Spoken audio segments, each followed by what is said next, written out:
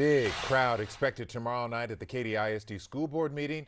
Trustees will decide whether to hire outside counsel to pursue a defamation case in support of the superintendent, Lance Hindt.